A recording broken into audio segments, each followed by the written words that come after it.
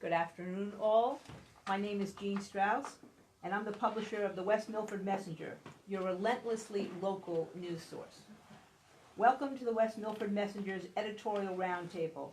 Thank you to each of you for agreeing to come together this afternoon, and thank you to those interested and concerned citizens watching us on Facebook Live. I'd like to introduce some of our editorial panel that's here and some that will be showing up later. Charles Kim is the managing editor of the West Milford Messenger. Before joining Strauss News, Charlie was a managing editor at the Princeton Packet and town editor for Tap Intel. Pam Trigotis, who will be joining us shortly, I hope, is a managing editor also at Strauss News, and before joining Strauss more than a decade ago, Pam worked for the River Reporter. Nicole Wells, who we're also expecting, is a reporter for the West Milford Messenger. She also previously worked for the Princeton Packet. So before we introduce you, a couple of ground rules. We're going to start with 2-minute opening statements. Then we're going to proceed to questions posed by our panel, with each question allowing for a 1-minute answer from each candidate. We're going to conclude with a little fun, a lightning round. Now, in order to keep people on track, we have this handy-dandy countdown clock to help you. Charlie. Okay, the candidates running for mayor are Republican candidate, incumbent Michelle Dale, Republicans Working Together candidate, Lou Signorino, and Democrat Robert Nicholson. The candidates for the 2 council seats are from the Republicans Working Together party, incumbent Peter McGinnis and Stephen Castronova, running against Republican Kevin Goodser and Warren Gross. We'll start with opening statements from each of the candidates for 2 minutes. First, the candidates for mayor. Mayor Michelle Dale, you go first, please. Okay. Everybody talk loud because the microphone is... Okay. Okay. Thank you. I am Michelle Dale, and I'm honored to be serving as your mayor for the past 5 months. West Milford faces unique challenges. I'm a doer, and I'm not a schmoozer. I'm an efficient, effective manager who sets goals and realizes them by working hard and collaborating and fostering a team environment. In 5 short months, I am happy to report that I have accomplished the following. $50,000 non-matching grant to complete West Milford's first economic development plan, which will identify areas of commercial growth, what our township residents want to see for future business, and what businesses will be sustainable, as well as identify areas in the eligible redevelopment and zoning to bring new business to town and to also support and complement our existing businesses. I've developed a strong relationship with the county and was able to negotiate the opening and closing of the bridge each day and the project completion in 3 weeks ahead of schedule. I identified a grant resource at no cost to our residents for a trial period that would allow the township to efficiently identify grant opportunities and bring additional revenue to the township. I managed the largest financial transaction West Milford Township has ever completed in its history, resulting in the future reduction of the township's debt by over $4 million. I increased the bus route and days of service, which will help our senior citizens, and have addressed many resident inquiries. Worked with township staff to improve services and ways to do things more efficiently. With 19 years in the financial services industry, daily I manage multi-million-dollar accounts, strategize, collaborate with clients and colleagues. At this forum, I hope to highlight some of those strengths, as these are leadership skills West Milford needs. As a career woman, I understand the importance of a thick skin and a level head. These qualities are critical as the role of mayor. As a lifelong resident, I understand what it means to balance a career and family, and I'm proud to be running a campaign that is focused on the issue of the town and laying the groundwork for the future of the township. Many residents supported me. Thank you so much. I stopped. Thank you. Okay, Republican candidate Lou Signorino. Thank you very much. I want to start out by saying thank you to all that have supported me in the past. It has been my honor to be a representative on the governing body here in West Milford Township. I hope that I've made my supporters, my family, my friends proud with my record of keeping taxes low and keeping the debt reined in. I have a reputation of being sort of a watchdog when it comes to taxes and debt, and when it comes to town regulations. Our town, one of its main issues is the regulations and the restrictions that come from state level legislature. That is pretty much what we've been wrangling since I have first taken office in 2011. I can go through a whole summation. I appreciate actually my opponent's opening statement because it sounds like my resume, so I don't want to bore you with repeating it. But I want to say thank you to all of my colleagues on the governing body over the last 9 years. It has been a great collaborative effort, including with Ms. Dale, who has been, was part of that governing body for 3 years in the past. And a lot of time goes into it, working with different personalities and different representatives on different levels of government. And I'm proud to say that I have been effective in what I was elected to do, which was keeping the taxes down. Year after year, we have worked with administrations that have proposed tax increases. And while year after year, politicians or those that run for office promise to cut taxes, unfortunately, I have found that it's hard enough to work on cutting on the proposed increases. Because in fact that is really what essentially has happened. Year after year there are proposed increases in the budget, and it's whether or not we want to cut those increases. And I'm proud to say that I have been the watchdog on making sure that taxes do not get out of control in this town, and as your mayor I will be in the seat that will determine whether or not your taxes will go down. Thank you. And now we go to candidate Bob Nicholson. Hello, my name is Robert Nicholson. I'm the Democratic candidate. No, I don't have council experience, so I can't elaborate on what I did or didn't do for the township. But I can say I'm running so the residents have a clear choice as who they want to represent the town. It's important not to alienate any particular party, whether it be independent, libertarian, Democrat, or Republican, and give them a choice to vote. The worst thing we want to do is create voter apathy. As we're approaching the Memorial Day weekend, we reminded that our soldiers gave their lives for us to have this opportunity for democracy and vote. So that is my that is my thing I try to bring to residents. Local elections have the most financial impact over state or federal elections, yet most people are unaware who their local representatives are. Although I consider my candidates as colleagues and friends, I don't necessarily agree with their approach. As mayor, I cannot make a budget, but I can make sure that we have the best administrator, attorney, police chief, and department heads so that the day-to-day operations can be managed efficiently without any outside influence by any others.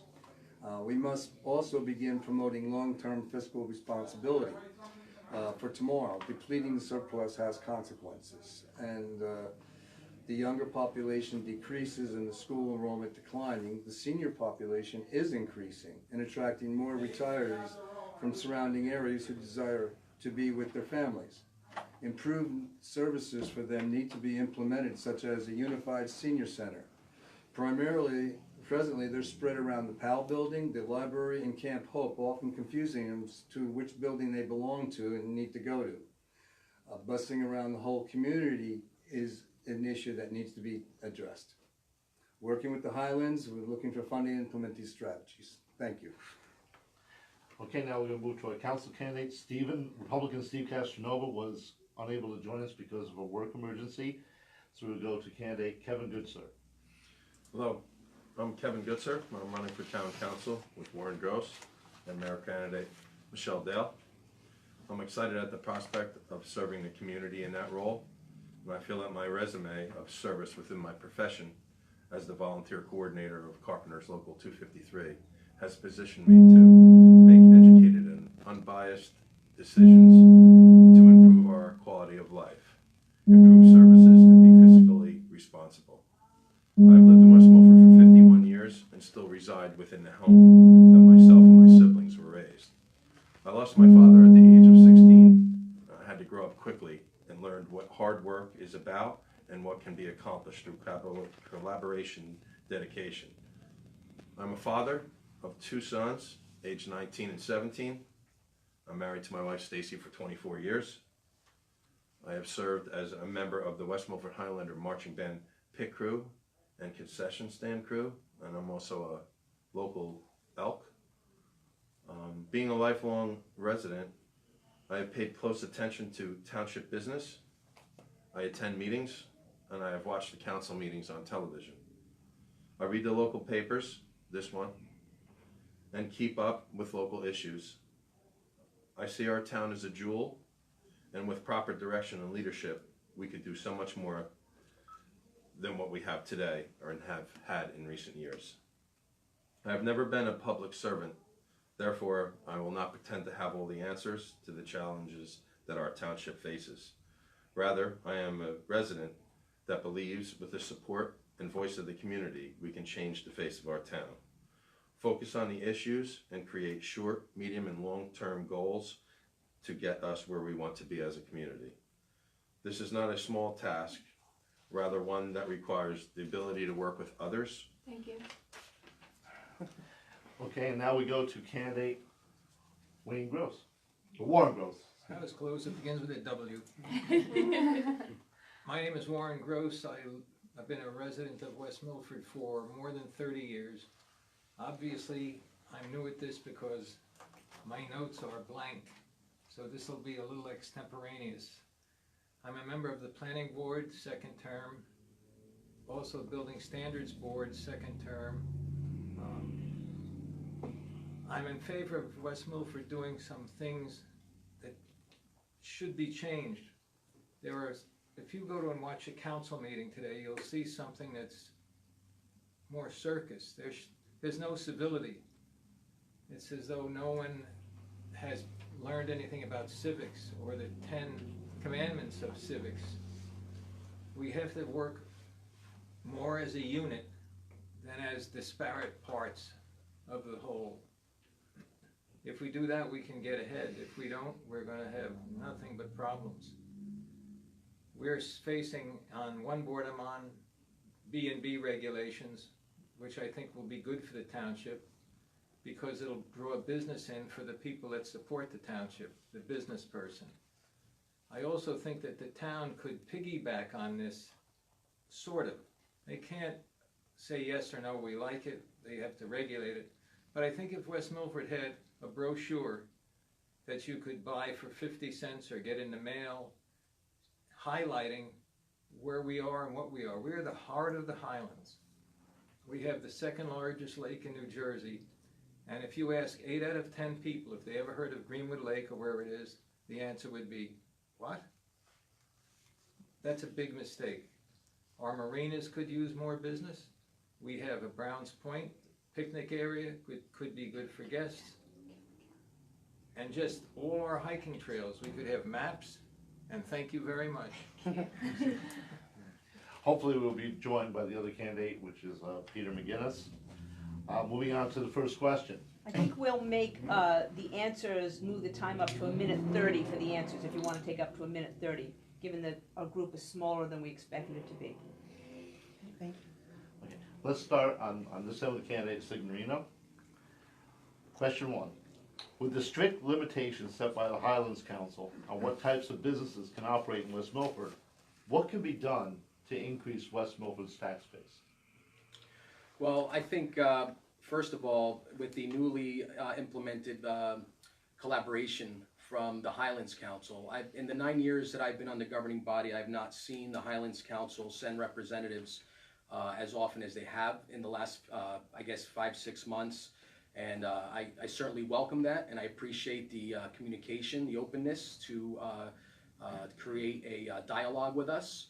And being that they are the ones that have the ability to help us with as you have heard, this sustainable economic development plan, which is being implemented all over northern New Jersey. And in fact, I think it's countrywide. I've found that all different states have this sort of plan that they're trying to find ways to bring new businesses in for the same sort of restrictions. Ultimately, it's going to be through a collaboration working with the state, since they're the ones that are sort of strangling us, have a stranglehold on our businesses. It's really going to be a collaborative effort from the town, between the town and the state. So I certainly welcome that dialogue, and I look forward to having those meetings and talks with them. It's long overdue, and certainly I think that's going to be the most significant part of that. So. Okay. Can you repeat the question, please? With the strict limitations set by the Highlands Council on what types of businesses can operate in West Milford, what can be done to increase West Milford's tax base? Okay, so exactly what I set out to do a few months ago.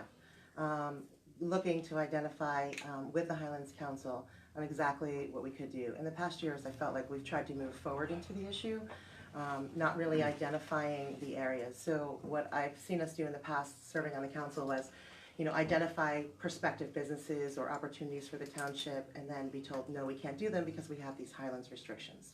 So when I met with the Highlands Council, I think it was about a month and a half after I was elected for this term, we sat down and we had a very candid discussion about the support that we need from them as the body that's supporting the legislation of the Highlands Act within the township.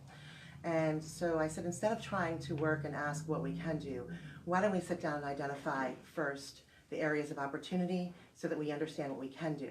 So when you look as a municipality to go out and attract businesses to come to a township, you can't just sit back and say, well, we're 100% Highlands restricted, so come to town, try to identify an area, and good luck, right? So I'm trying to get us out of the weeds by saying, come to town, this is the available space we have. Whether you're an investor or a current business owner, you already understand, A, the community supports this type of business. The study shows that this type of business would thrive in West Milford and complement our other businesses. And then lastly, most importantly, that you can do what you want to do here. Thank you. Candidate Bob Nicholson. Highlands legislation has been in existence, I believe, since 2008 or 2007. For 15 years. 2000, for 15 years. And they wrote their goals and campaign, and for 15 years this administration has done nothing to achieve those goals. And it's quite plain and simple: recreation and tourism. Had we started this campaign years ago, we'd be in a much better situation. West Milford, I have a motto: put the country back in West Milford. West Milford was founded on tourism. It seemed to be what we did best. And we abandoned that for a quick buck to put housing, stores, and retail organizations. I'm surprised with the multi-million-dollar budget the state has for advertising on tourism. Nobody has yet to acquire the state to get advertising to come to West Milford and tourism and take advantage of the recreational opportunities. There's a great many people that would come here. I'm also surprised that we don't work with the landlords. They claim there's all empty buildings.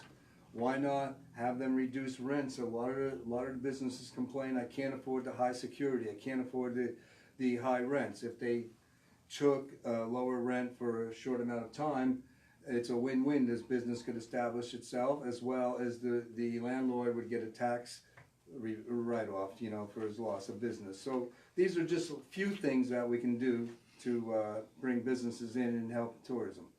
Thank you. So, candidate for council Peter McGinnis has arrived. Everybody Sorry else, I'm late. welcome. Better late than never. Exactly. Everybody else had the opportunity to give a 2-minute opening statement, and we want to afford you that opportunity before we continue around on the first question. Okay. Well, I'm Pete McGinnis. I've lived in the town for 27 years. I've been volunteering here ever since I've been in town. I seeked my first term of council 2016, and I felt that it came up so fast for the next one that I did not get a chance to fulfill all my goals and where I wanted to see the direction of the town to go to. For the first 2 years on the council, I did help achieve a 0% increase. It hasn't really been done in the past. Trying to stabilize taxes. So, we have a lot of people moving out of town, not a lot of people moving into town.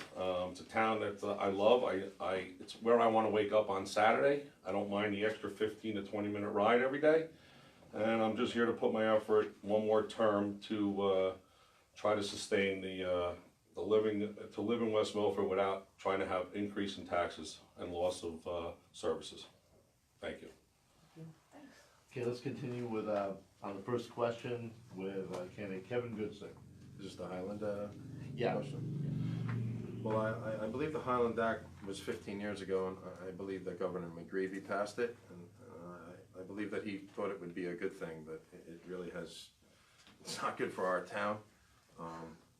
If you look around, we have a lot of empty places. We have an empty new restaurant and pub, the old A&P. We could attract people somehow to come into them.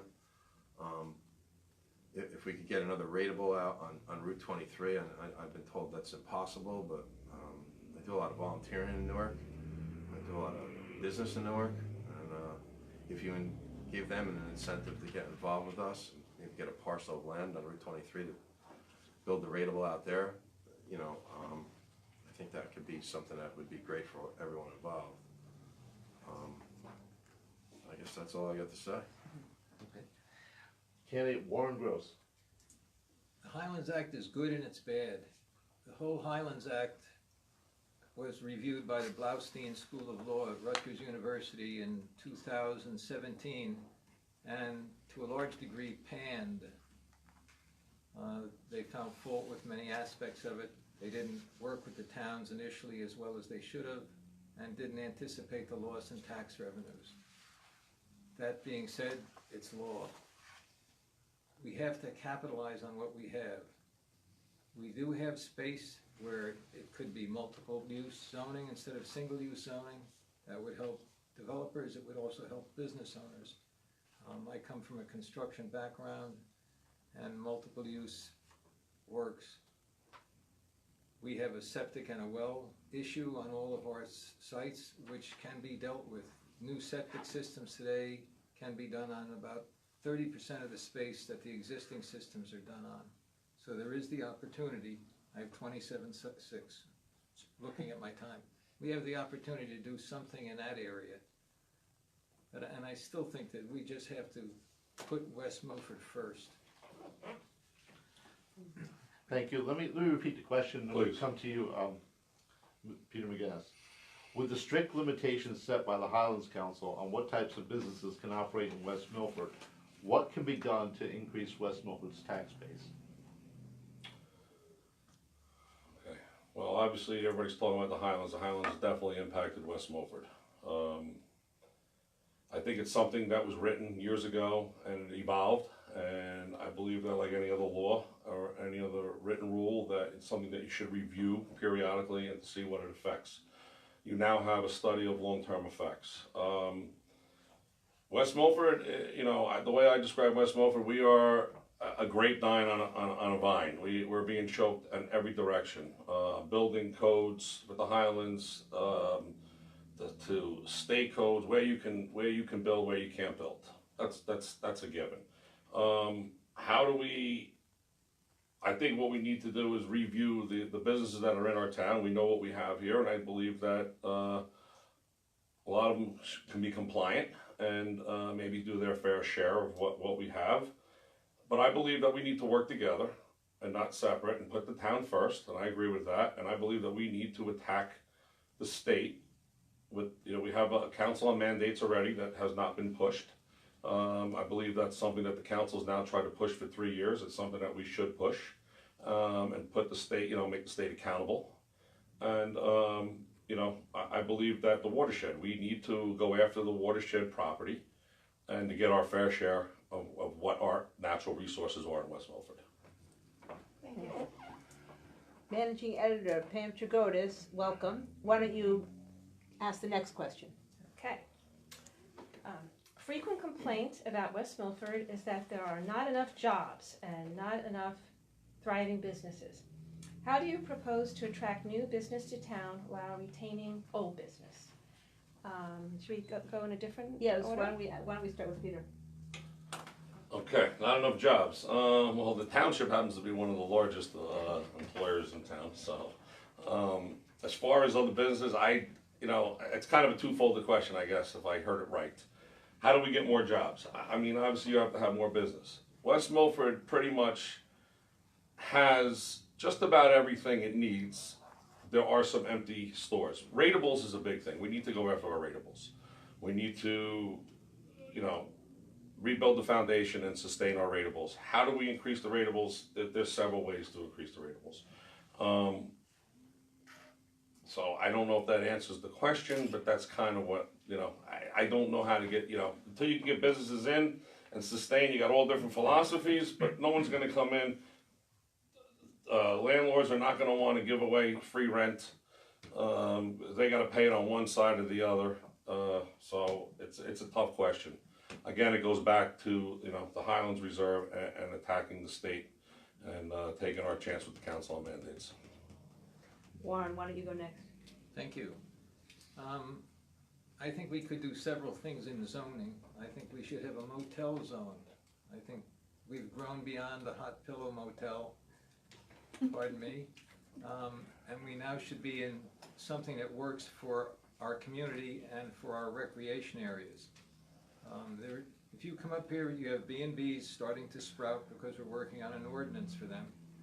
But if you had a motel in and out, I think that would work. I think that there are, with keeping in mind that there are new ways to do septic systems, I think that there are properties that could be expanded, the buildings on them expanded, and make use of the existing site size. As far as employment, ShopRite grew and so did jobs. TJ Maxx came into town and so did jobs. I personally spoke to a company called Sierra Trading Post because I know they're the fellow who finds their properties, but we were not big enough and did not have enough of a surrounding area following. But that can change. West Milford can change, West Milford can grow. We should be looking at Oak Ridge Road for some different zoning for commercial sites. 2, 1, thank you. You actually had 6. We'll go around this way. So Kevin. Like I said in the last question, we have you have a restaurant that's empty right now. It's got a sign saying coming soon. That will give us a bunch of jobs. Like what Warren said, we also have the Tractor Supply, came back in where the Sears was. So that got us some jobs. The A&P being empty, I don't know what we can get in there, but that would definitely get us some jobs. When you go up to Leseski to do recycling, to the left, that's a factory there, or machine shop. We should try to get them in.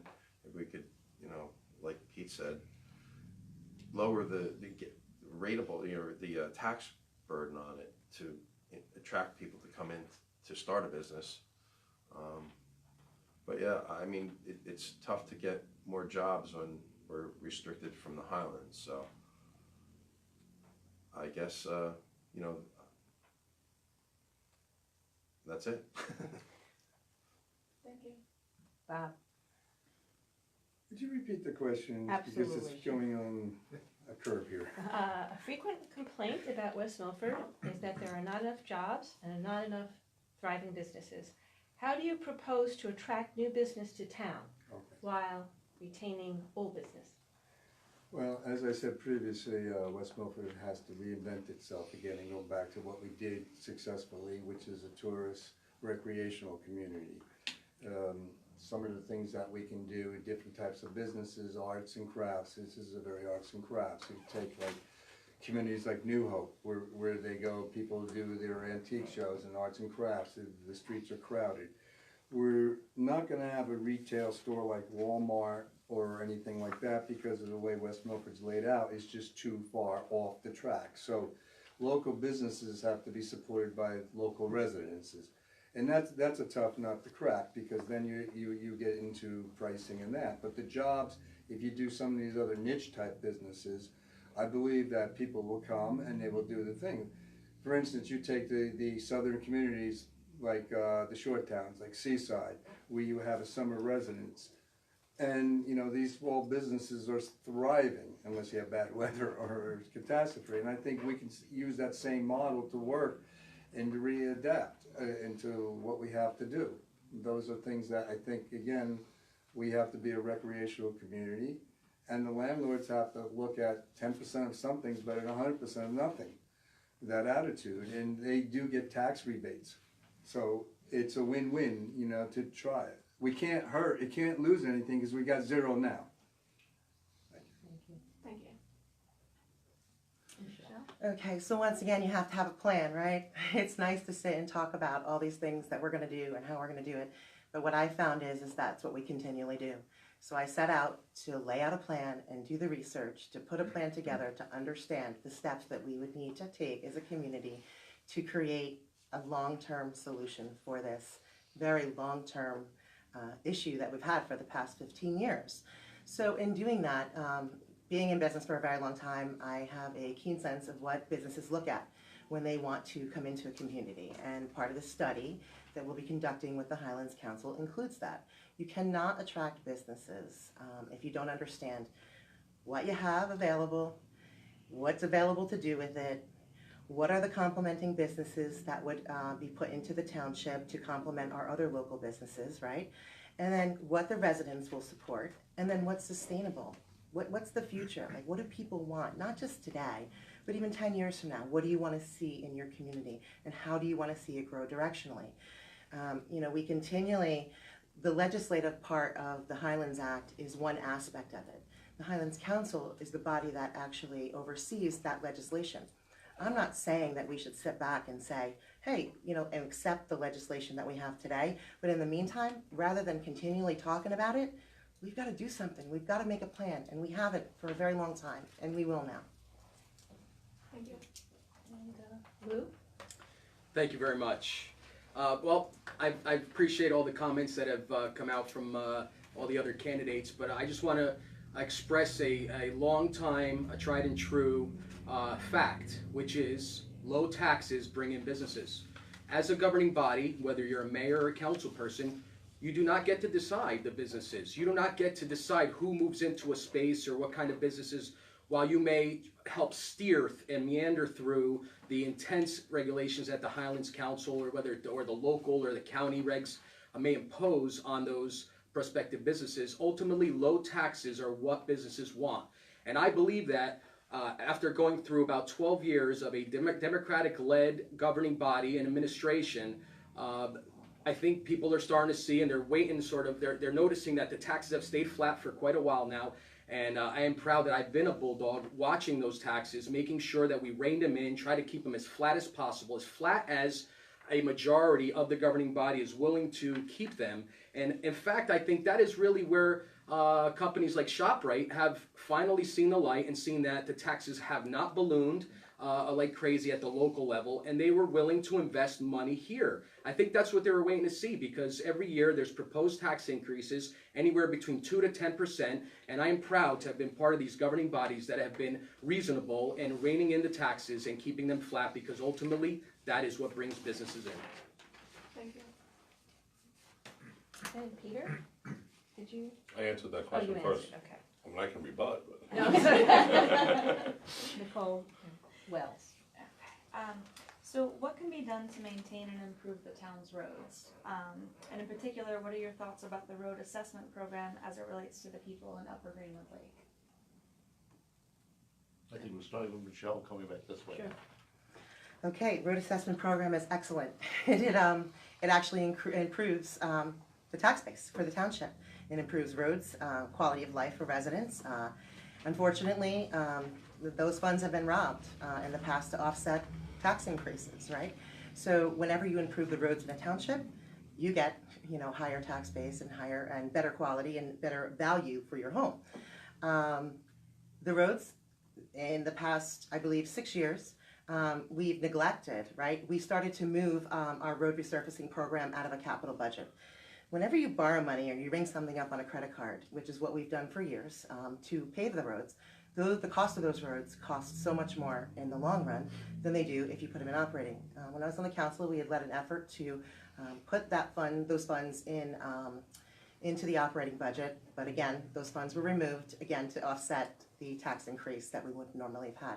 So it just seems like every time we make steps forward to reduce spending, to create a long-term sustainable plan, in order to get to the zero tax increase, we continually take from those coffers, right, which eventually would improve the overall township and create less spending in the long run.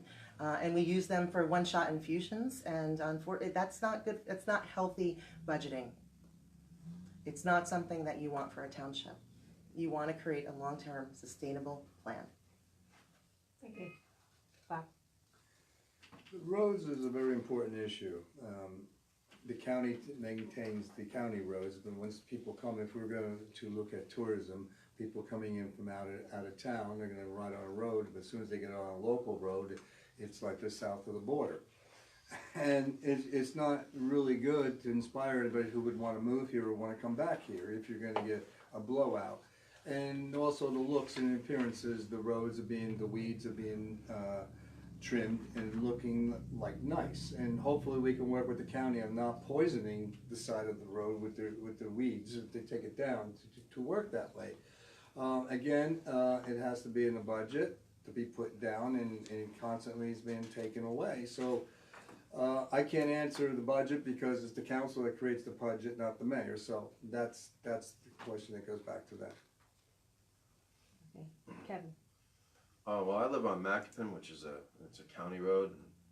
And I noticed we have like guardrails on Macapin Road that are at ground level. We also have the old post. They have the wire going through them. So it's not just the roads, it's like everything else that's around them. And if we only have a certain amount of money to do the roads every year, the increase on the materials has to be 15 to 20%, so we're paving less and less. So I don't know, I think we have to put some more money into the roads to resurface. I believe we only get a mile, is that right? A mile? 5 miles a year. So, I mean, there's a lot of, it's an 80 square mile town, so we have to do more to pave the roads and make it better to attract more people to move in. Thank you. Warren? Where I live, I don't have a problem with the roads, so I will restrict myself from that. But roads in general in West Milford, compared to the surrounding roads, state and county, we're not bad. Upper Greenwood Lake has gotten way better with their road program, or the road program being used up there. It's a big, big difference, which I think has helped and will help our tax base, because instead of buying and selling a house for $150,000, you're gonna do a $200,000 house, simply because it's a more attractive area, easier to get in and out, nicer. So you pay more taxes on your $200,000 house, but you're happy. And happy people talk to other people, and we get motion to come into the township. We have to do things like that to stop the flight. We also have to work more with the state and get them on line with things like the bridge on Route 23 that's been hanging out in the air forever. Have to come to an agreement on a smarter way to do it. We can't do something that's going to take a year and a half or 2 years to build, because you can build bridges and roads today in half the time that you could before. Just look at the Tappan Zee Bridge, basically 1 year. Thank you. Peter? This question was about Upper Greenwood Lake, right? Well, it was about roads in general and I thought you said an Upper Greenwood Lake. Right. There were two parts to it. Okay. Yeah. So you heard one. As regards to Upper Greenwood, go on, I'm sorry. No, I was just gonna refresh your memory. So it was what can be done to maintain and improve West Milford's roads, and in particular, what are your thoughts about the road assessment program as it relates to the people in Upper Greenwood Lake? Okay.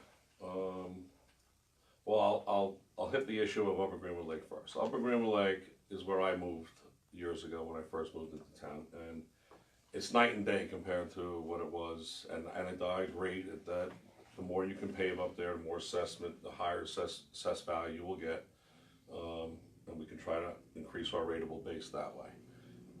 We are right now in the budget this year. We have 2 major roads going in Upper Greenwood Lake, but the cost is over $1 million at a pop, and the homeowners have to take their fair share of it too. So it's a double-edged sword. So we can say we want to increase it on one end, but we have to be able to get everybody involved on the other end, and sometimes to get a whole community together, it takes years. So that's the story with Upper Greenwood Lake. We are trying to increase that. Less salt, less grit, more brine. Try to keep the roads in better condition for the long term. As far as the other roads in town, the county's got to do its fair share. The county's got, they put a whole application down on the roads that they paved, and it all came up within 6 months. Now we'll see what they're going to do to fix it, but that's our veins on the way in. So you know, the county needs to do their fair share there. And as far as our program, I mean, I believe that we're trying to put it in the operating budget, but it's very hard to account for that year after year in the operating budget. It's unfair to ask taxpayers to have to pay for that, for everybody, you know. It's not an easy question to ask taxpayers to pay. Thank you. Thank you very much. Well, sometimes I'm a little shocked by some of the answers I hear. I heard something about people being happy to pay more taxes. I heard that monies for the roads are being robbed to pay offset budgets. I know that since I've been a councilman, I've asked for a plan.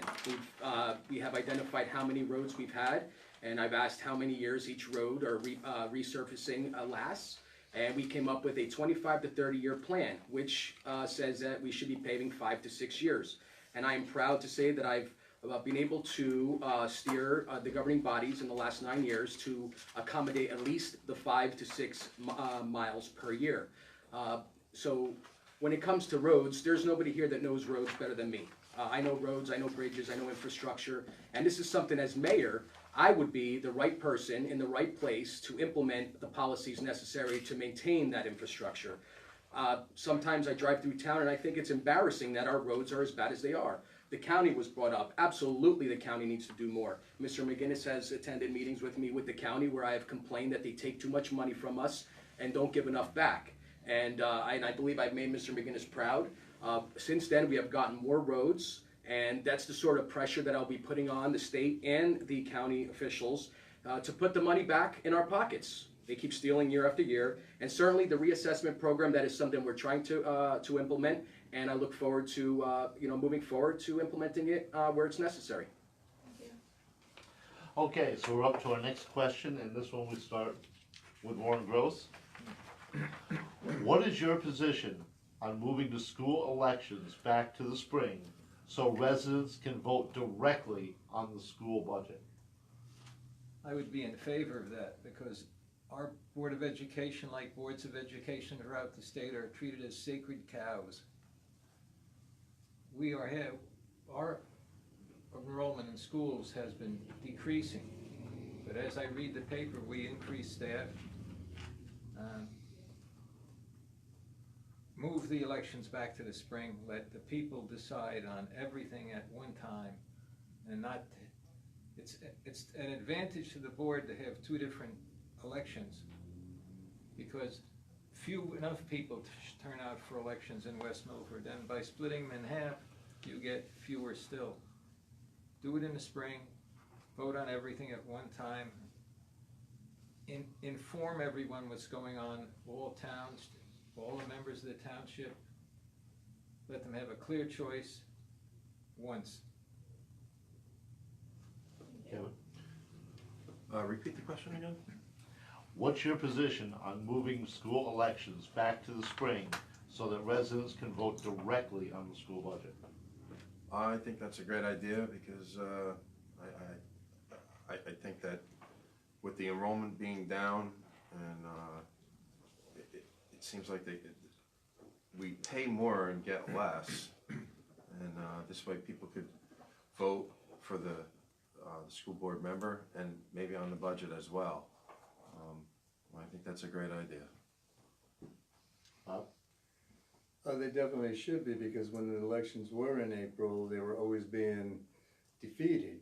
And with the automatic cap of 2%, the board has been going carte blanche every year with a 2% increase with nobody to answer to. Just today, I think the governor is looking to regionalize schools in New Jersey, which would help save some money. So we're looking at something that's over 60% of our local tax budget. And so we need to exercise some control on our destiny for the taxes, and not to have a say for the residents is kind of like anti-democracy, in my opinion. I definitely would support it. It's something I've talked about for a long time. I believe in the democracy of voting, especially when it comes to your money. So I think it's important that people have an opportunity to hear their voices heard, and take the time to understand where their tax dollars are going. As a governing body, Board of Education, there are a lot of tough decisions that are made on a daily basis, whether you sit in the seat of the mayor or a council person. or even as volunteers, Board of Education members, or parents, for the most part as well, who are sending their children to our school systems.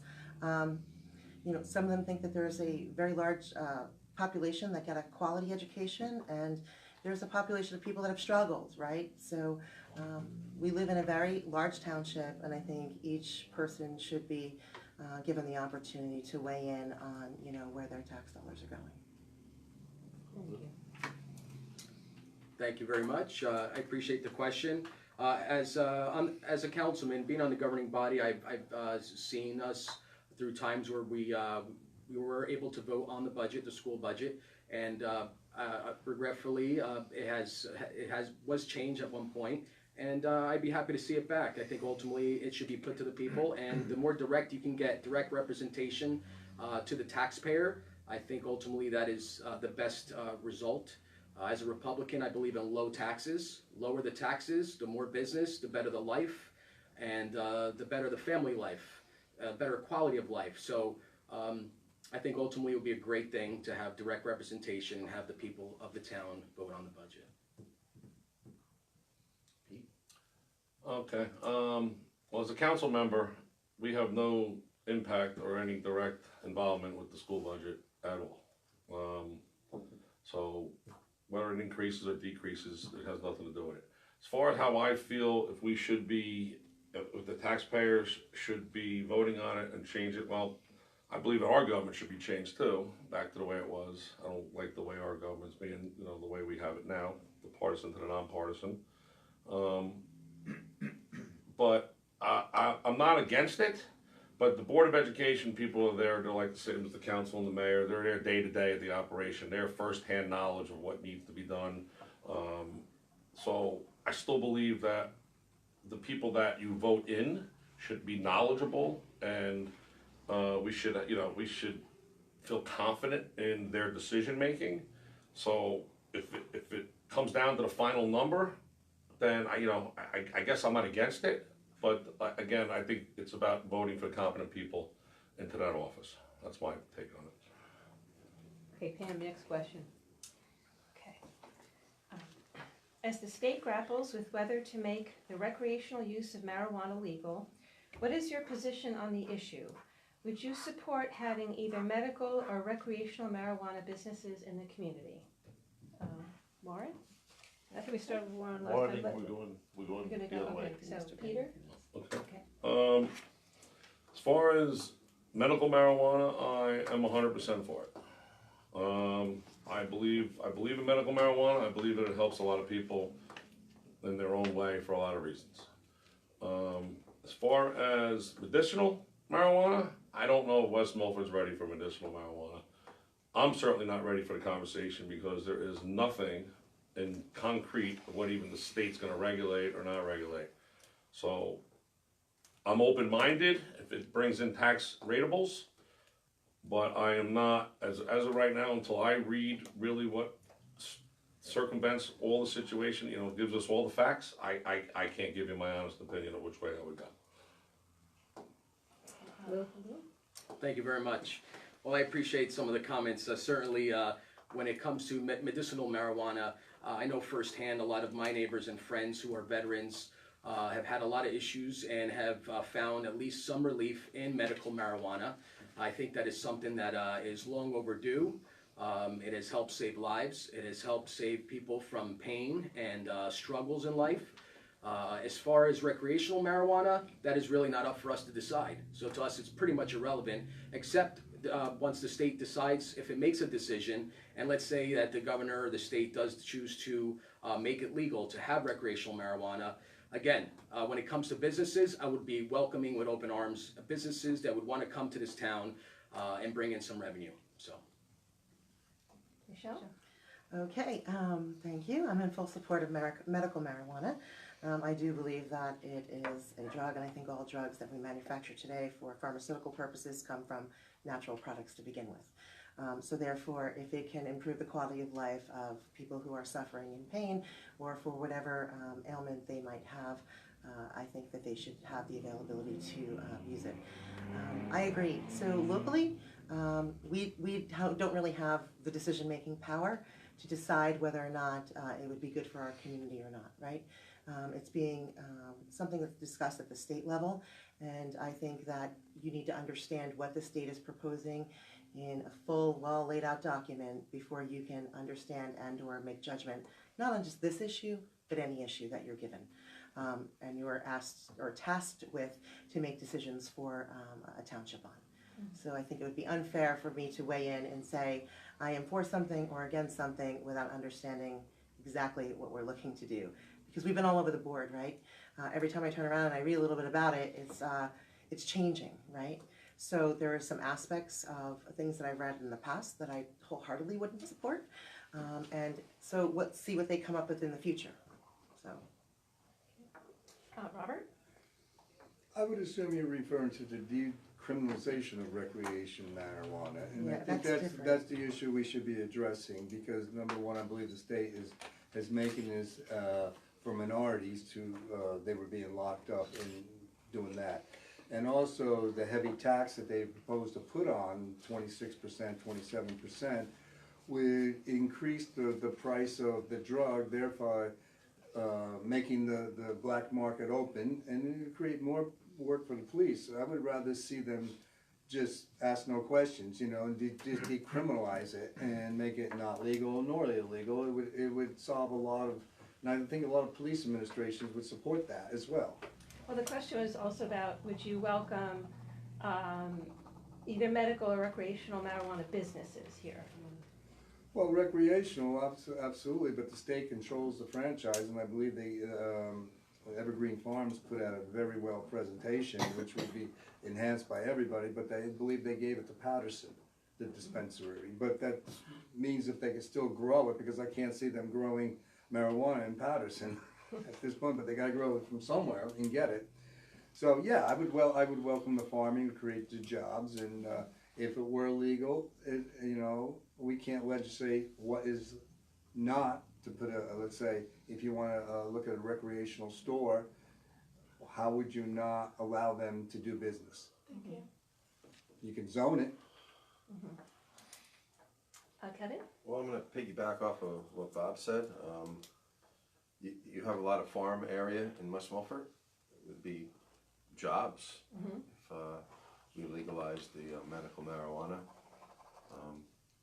I'm sober, clean and sober for 22 years. And I actually think that marijuana should be legal. I think it should be voted on a federal, or maybe, you know, maybe not this coming up presidential election, but let the people decide. I think more people use marijuana than you know. I know in my profession, a lot of guys use it because, you know, we were talking, I hurt my shoulder yesterday. I mean, I don't do it, but I've never seen anybody around anybody that was violent when they did it. And I think it would make revenue for the state. I do agree with the black market, though. I think if you if it was 26% tax, then there would be a black market. So there has to be a happy medium there. But the real problem is you have, like Colorado, it's legal there, but it's a cash, that's the other problem, it's a cash business. Until the federal government lets us do it, you know, it should be, everyone should be able to do it. If you want, let the people vote, decide and vote, is what I think. Warren? Well, time for a contrarian. Medical marijuana, yes, strictly dispensed, medical doctors only, know your patient. Recreational use marijuana is a gateway drug, period. I've been married twice. My first wife came from a family of 19. 12 of her siblings died from drug use. They all started with marijuana. Now we're up here in West Milford many years later. In the last 12 to 15 months, friends and acquaintances have had children and young adults die from heroin. Why do they go to heroin? Because marijuana only gets them so high. They want to join their friends and get a little higher. So they'll be using the drug. A A friend will bring something from a different supplier of a different potency. Dead. You all know these people. We've all been to their funerals. I put a much higher quality on keeping them alive than worrying about $1. Thank you. Thank you. Nicole, next question. So last year, the township spent about $65,000 for an efficiency study. What, if any, of those recommendations are the most important to implement immediately? Why don't we start with Bob? We haven't started in the middle. Well, I did read the report.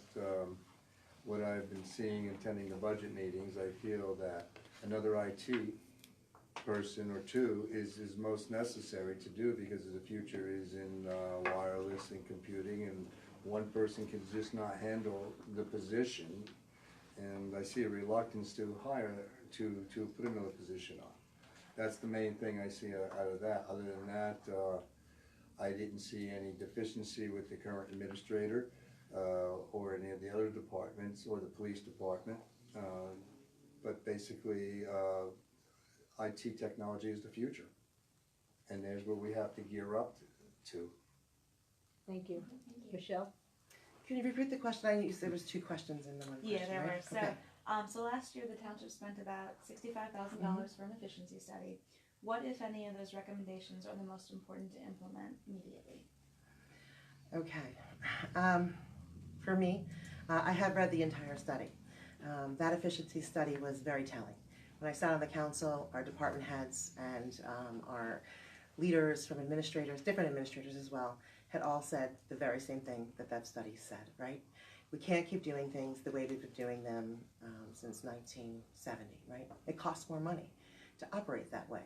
So for me, it's important to look at the study as a whole and attack it from a bunch of different angles. But if I were to pick one area, I would say definitely the roads. The roads, as much as we want to say that we've kept up with standards and what have you, we haven't, right? The efficiency study identified that we are behind schedule. There have been many years where the roads were not resurfaced to the degree that they were supposed to. As a matter of fact, there was one year during the past, I think it was maybe 2010, where we paved under 2 miles of road, and we're supposed to be doing an average of 7 to 8 nationally. So that would be that the answer to that question. The other thing is that we are moving to the digital age. We need to do things more efficiently. When you can remove paper from a process, you can put things online, you can do things more effectively and more efficiently, and that will directly result in a better quality of service to our residents. We should be investing in technology. Luke? I'm sorry, would you please repeat that? Sure. So, what, if any, of the recommendations that were pointed out in the efficiency study are the most important to implement immediately? Well, I would say that as part of the governing body that decided to have this study done, while I was reluctant, because again, even after the results came in, it wasn't something that I had not heard of before. It only galvanized, and it basically it vindicated the things that I've been saying all along. My opponent just mentioned that the year prior to me taking office, there was only 2 miles of roads that were paved, and which is why I asked for a plan. I was told by the then administration that we would need to have 5 to 6 miles of road to keep up with a 25 to 30 year plan. And I'm thankful for the governing body then and since then that I have agreed to paving at least that many roads. Again, as a professional who understands the business, knows firsthand how roads and infrastructures work, I am the person that would be there to get the data firsthand and implement what would be necessary to fix our roads and our infrastructure. Ultimately, that is the number one issue that we have, other than high taxes. And again, my job as a Republican mayor would be to implement a lot of policies that were delineated in that study. Was the study a bad idea? No, it was not, because it gives us a record. It memorializes what we knew and what we need to do, and it gives us sort of teeth to delve into those issues. And certainly we've implemented a lot of the cuts that it proposed, and I look forward to implementing more of the long-term solutions that were delineated. Thank you. All right, to follow up, I believe that it was a good study. It was my first year in, and it did give us an outside source to put checks and balances and take the feuding away and the hearsay away from the council to the administrative side of our township. We all know how our township operates, and you know, we were involved in other studies in the past with fire departments, with Shan reports, et cetera, but this is a report that now gives us black and white of where our efficiencies and deficiencies are. I believe that the IT is very important going forward. I believe that there's a lot of ways you can implement and save money, but I also feel that the cuts that they recommended were good, and that's something that we went after right away, was the cuts that they recommended. But I also feel that the study pointed out that we're not utilizing our personnel to the fullest potential, and also our personnel, and I don't know what word they use in the study off the top of my head here, but basically there's well, not the tools, they're not getting all personnel's not getting along with each other. So, you know, that's something, the morale, and I would try to increase the morale in the township. If you're happy in your workplace, you'll get more efficiency. My turn. Your turn, Warren. I read the study, most of it works, probably all of it will work if it's implemented and controlled. As far as morale, Pete's right, in some instances, The question was, what one thing, I missed. repeat the question, Nicole, what would you What, like it what, if implemented? any, of those recommendations that they made in the study are the most important to implement immediately? What would you implement? We definitely have to have a better IT department. Because we could do all our own cabling, we could do lots of things with the proper personnel. I think the study basically did what all studies did and will do. It shows you where your weaknesses are, gives you avenues to improve them, change them, make them work right, and the rest is in your lap. You have to have the wherewithal to do what they recommended or disagree and not do any of it. It's very simple. Okay, thank you. Kevin? Well, I agree, the IT is, definitely, we have to update that, and, I have been attending almost every meeting except for the special budget ones, and I know the mayor had, started a new website for the, town. I mean, I've navigated through that, and it was always so tough. Hopefully that will help. So I would think those two would be the most important, and then definitely the departments being able to get along better with each other. You know, the us and we, not I and me, is one of the terms I use in my profession. So I think if we all work together, it would be much better than being separate.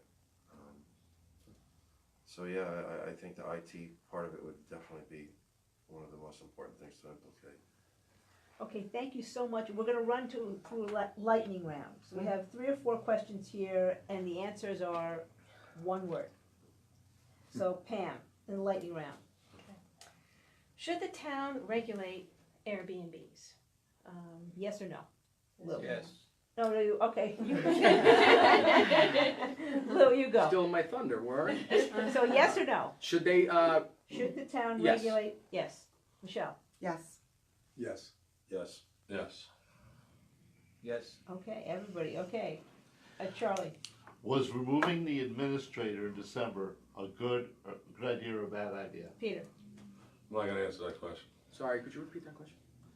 Was removing the administrator in December a good or bad idea? Yes, Good idea. Yes. very good idea. Okay. Bad. Worst. Worst. Bad. Should the town's 1988 horse ordinance be updated? Yes or no? Yes. No. Yes.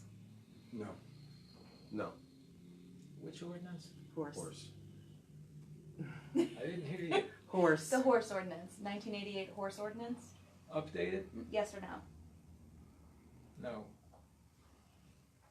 Okay, Pam. In controlling the goose population on Greenwood Lake, are you in favor of culling the herd even if it means gassing them in accordance with USDA regulations? Yes or no? We started with- Michelle? No.